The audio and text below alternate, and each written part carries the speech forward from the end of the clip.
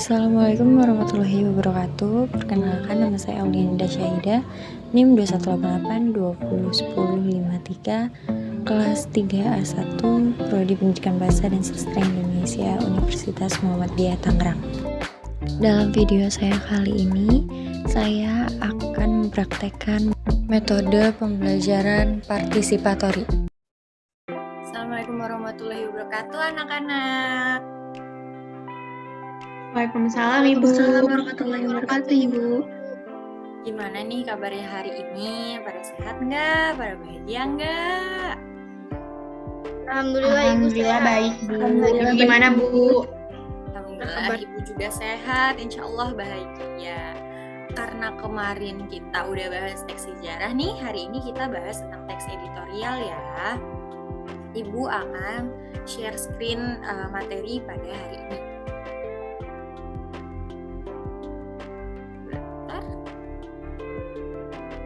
Apakah sudah terlihat? Sudah Bu. Sudah Ibu. Kita hari ini akan membahas tentang teks editorial. Teks editorial itu biasa disebut juga dengan tajuk, rencana, atau artikel pokok dalam surat kabar yang merupakan pandangan redaksi dari media yang bersangkutan terhadap peristiwa yang menjadi sorotan. Kalau misalkan kalian pernah baca koran nih, biasanya di situ ada tajuk rencananya, itu berisikan pendapat dari redaksi yang bersangkutan. Di sini ada karakteristik teks editorial. Yang pertama, berisi fakta-fakta. Ada yang tahu nggak sih maksud dari berisi fakta-fakta ini apa? Saya Bu izin menjawab. Ya, silakan. Kalau menurut saya berisi fakta-fakta itu seperti berisikan kebenaran, bukan Bu? Ya, betul. Jadi berisi fakta-fakta itu harus bersifat faktual. Kemudian yang kedua, berisi pendapat redaksi. Berisi pendapat redaksi ini bisa berupa apa aja sih? Saya izin untuk menjawab, Ibu. Ya, silakan.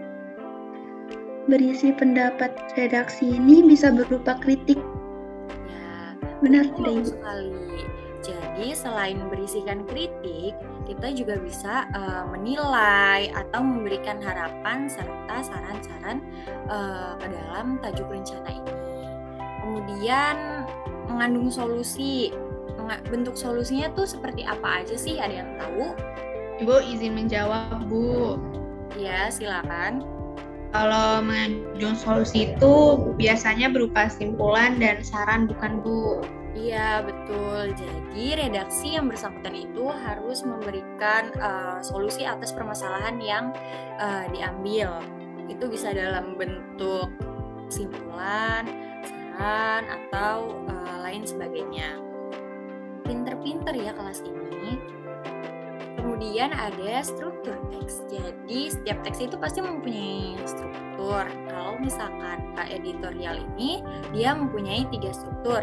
Yang pertama, pengenalan isu, penyampaian argumen, dan simpulan. Di sini ada yang tahu pengenalan isu tuh gimana sih? Ibu izin menjawab Bu. Iya, silakan. Kalau pengenalan isu itu seperti sorotan peristiwa yang mengandung suatu persoalan faktual Bu. Iya, betul. Jadi isu ini tuh biasanya ada di awal teks editorial itu sendiri. Jadi biasanya berupa pernyataan umum. Kemudian penyampaian argumen. Ayo, ada yang tahu nggak penyampaian argumen ini maksudnya apa? Saya Bu. Ya, silahkan Lailatul. Penyampaian argumen itu pembahasan yang berupa tanggapan dari media yang bersangkutan yang berhubungan dengan peristiwa yang ada. Iya, betul sekali. Jadi nanti ketika dalam teks editorial itu tidak hanya ada satu argumen. Jadi ada banyak argumen, ada argumen 1, argumen 2, argumen 3, dan selanjutnya. Kemudian ada simpulan. Simpulan itu kita menyimpulkan seperti yang tadi disebutkan, yaitu memberikan kesimpulan atau memberikan saran. Kemudian ada kaidah kebahasaan. Setiap teks juga selain mempunyai struktur, juga memiliki kaidah kebahasaan. Yang pertama, kata populer. Kata populer ini harus dimengerti oleh semua kalangan umum. Contohnya, ada yang bisa memberikan contohnya? Saya Ibu. Ya, silakan. Contoh kata populer itu seperti zirah. Kata populernya baju besi. Betul sekali Royhatul. Jadi kalau misalkan orang umum itu pasti nggak tahu kan zirah tuh apa sih gitu. Sedangkan orang lain tuh, orang awam itu taunya zirah itu baju besi gitu yang dipakai ketika perang. Jadi kata populer itu harus dimengerti oleh semua kalangan masyarakat. Kedua, kata temporal, tempat dan peristiwa. Ada yang tahu nggak sih apa itu kata temporal atau konjungsi temporal? Saya izin menjawab, Ibu. Ya, silakan. Kata temporal itu seperti kata sambungan yang mengacu pada keterangan waktu. Contohnya itu seperti setiap 5 tahun sekali kita melakukan pemilihan presiden gitu, Bu. Ya, betul. Konjungsi temporal itu menunjukkan kata waktu, sedangkan kalau misalkan tempat menunjukkan tempat dan peristiwa menunjukkan peristiwa. Contoh menunjukkan peristiwa itu pada era globalisasi dan lain sebagainya. Kemudian yang ketiga ada ungkapan persuasif. Ungkapan persuasif ini gunanya untuk apa sih? Ada yang tahu? Ibu izin menjawab. Ya, coba. Tadi kan Elianita udah, sekarang silahkan Tariska Maulana. Ungkapan persuasif itu seperti mengajak, Bu. Jadi mengajak atau mempengaruhi orang lain. Contohnya katanya mari, terus ayo, kayak gitu, Bu.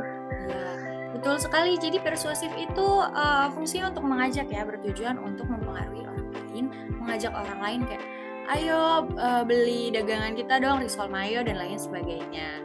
Yang keempat ada pernyataan mempertentangkan. Wah, mempertentangkan apa nih? Apakah berisikan keributan dan lain sebagainya gitu. Ada yang bisa menyebutkan kata-kata apa aja sih yang bisa disebut dengan mempertentangkan? Saya izin menjawab, Ibu. Ya, silakan. Kata pertentangan itu seperti kata tetapi, betul bukan? Ya, betul. Jadi mempertentangkan itu bukan mempertentangkan mempermasalahkan suatu masalah, tetapi untuk mempertentangkan antara kalimat pertama dengan kalimat selanjutnya. Kemudian mengkitakan. Yang tahu nggak nih apa yang dimaksud dengan mengkitakan? Saya, Bu, izin menjawab. Ya, silakan. Mengkitakan itu menggunakan kata ganti yang pertama jamak, yaitu kita. Nah, betul sekali. Jadi menggunakan kata ganti kita itu untuk melibatkan pembaca langsung pada topik yang dibahas ya. Jadi antara penulis dan pembaca. Oke, selesai materi kita hari ini. Ada yang mau ditanyakan? Bu izin bertanya. Ya, silahkan Elia. Bu, kalau teks editorial ini apakah hanya ada di koran, Bu? Wah, pertanyaan yang bagus sekali. Ada yang bisa menjawab? Saya, Bu, izin menjawab. Ya, silakan Tariska. Menurut saya nggak hanya di koran, Bu, tapi juga ada di media online atau majalah. Ya, betul sekali. Jadi, teks editorial ini akan kita jumpai di media-media yang banyak pembacanya, media massa, sosial media, dan lain sebagainya. Baik, apakah ada yang ingin ditanyakan kembali? Tidak. Baik, terima kasih atas kelasnya hari ini. Saya ucapkan baik-baik terima kasih. Aku akan memberikan tugas kepada kalian nanti menganalisis teks editorial ya, karena kalian sudah mengerti. Sekian dari Ibu. Wassalamualaikum warahmatullahi wabarakatuh. Waalaikumsalam warahmatullahi wabarakatuh. Terima kasih, Bu. Sama-sama. Terima kasih, Bu.